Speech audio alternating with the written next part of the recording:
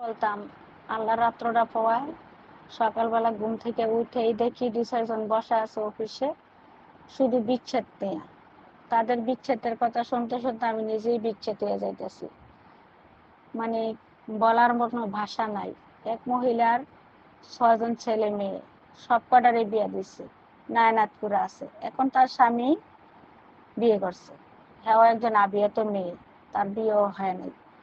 Class 9-এ পড়ে, সেরকম একটা মেয়েরে বিয়ে করছে, গরিব ঘরের মেয়ে, অথচ তারাও একটু পয়সাওয়ালা। আচ্ছা, যা 6টা সন্তান বিয়ে দিচ্ছে নায়নাতপুর আছে, হে বেড়া জুয়ান, তো হে বেড়া কেমনে এই কাজটা করলো? এখন মহিলা আল্লাহ রাত্রটা পয়সে ঘুম থেকে উঠেই দেখে কান্নাকাটি। যাক, ওনার দুঃখের কথা গেলে শুনলাম, শুনি না সান্ত্বনা দেওয়া ছাড়া আর কি আছে? আল্লাহ না চাইলে তো আর কোনো কাজ করলে কাজ হয় না, হয়তো আল্লাহ চাইলে হয়, না চাইলে না হয়। আমি জানি না কিছু, তারপরও আমি ওনাকে যতটুকু পারছি সান্ত্বনা দিছি, বাকিটা আল্লাহর ইচ্ছা। এখন আল্লাহ যদি চায় ওনার স্বামীরে ওনার কাছে ফিরে আনতে, তাহলে আসবে। আর যদি আল্লাহ না চায় তাহলে আর স্বামী ফিরে আসলো না। এখন জুয়ান বেটি পাই একের বুড়া বেটির কাছে বেড়ায় আইবো? আইতো না, বেড়ায় তো মুছে আছে, বেটির বাইকেই গেছে, কোনটাই গেছে এটা তো কেউ জানে না। ওনার কাছে বেশ কিছু টাকা পয়সা ছিল, টাকা পয়সাটি লইয়া ওই মহিলার গয়নাকাটি লই ওই মেয়ের বাঁকছে।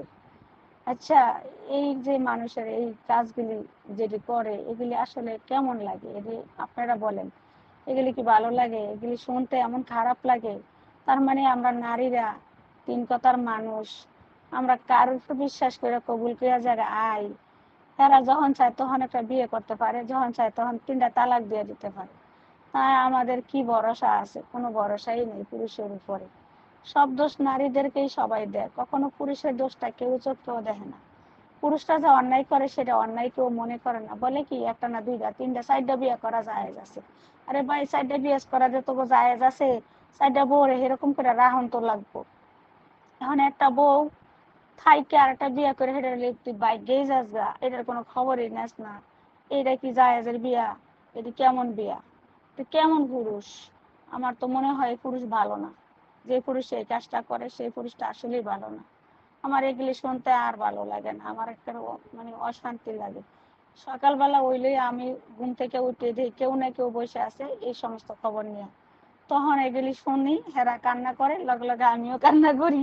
কি আর করবো, চোখের পানি আর ধরে রাখতে পারি না। নিজেরই নিয়ে ভাবি যে আল্লাহ, আমরা কেন নারী দুনিয়াতে আসলাম, আর এই কেন দৃশ্য দেখতে হয় আর শুনতে হয়।